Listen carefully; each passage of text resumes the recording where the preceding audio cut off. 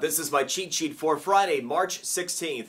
Where you buy the new iPad today matters. It'll matter beyond today, but, you get what I mean.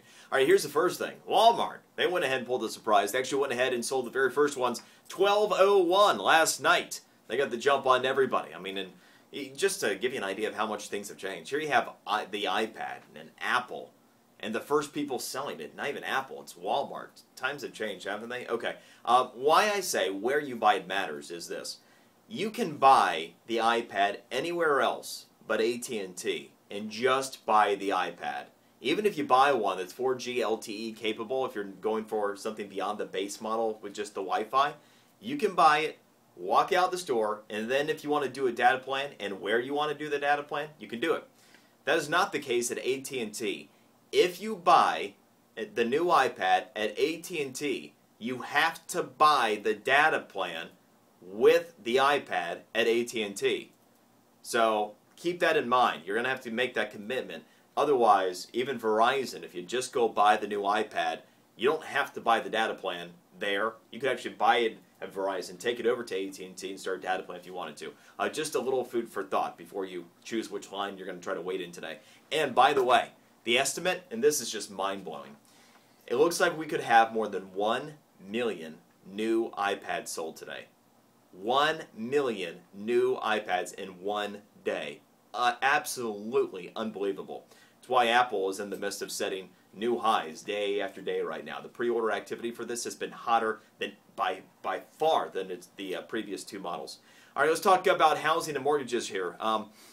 Mortgage rates. First time this morning. This is happening real time. It started to tick there last night.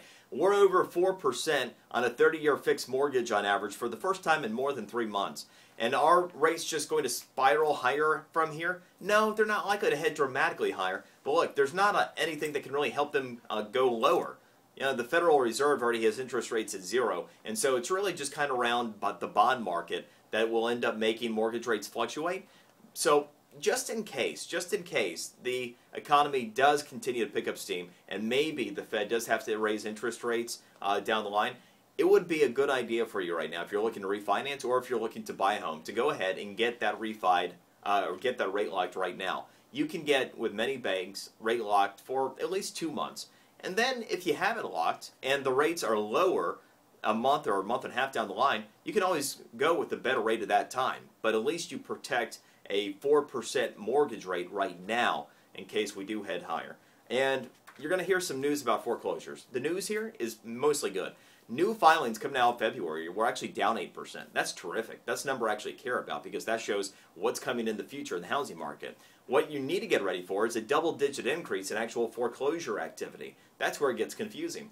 Now that the big banks have gone ahead and settled their big deal with the government and the housing market is showing signs of stability, you're going to see the banks speed up redeeming foreclosed properties and putting them back in the marketplace to kind of move on and get beyond the housing crisis once and for all. So this is actually all good news, and it's actually good news for you if you're looking to get a deal on housing as well, because as more foreclosed properties come into the marketplace, there are going to be more good deals to be had. So don't get confused by the foreclosure numbers. Actually looking very solid there in the overall housing market. And real quick, caller ID fraud. Here's something that's a new scam that's happening that I want you to be heads up about. A lot of times, you'll take a look at the caller ID, and if you recognize it, you'll pick up the phone. Especially, for example, if it's from a company that you do business with. You go, oh, well, why is FPL calling me? You pick it up, and you trust that that is an FPL representative on the other line, right? Well, here's the thing.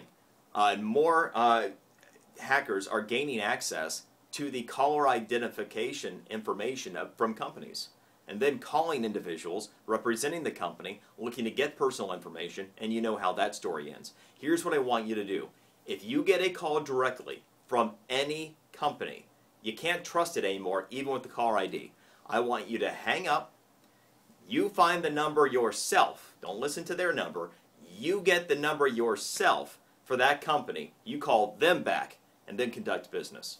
That is the cheat sheet for today. Enjoy your weekend. We shall see you on Monday.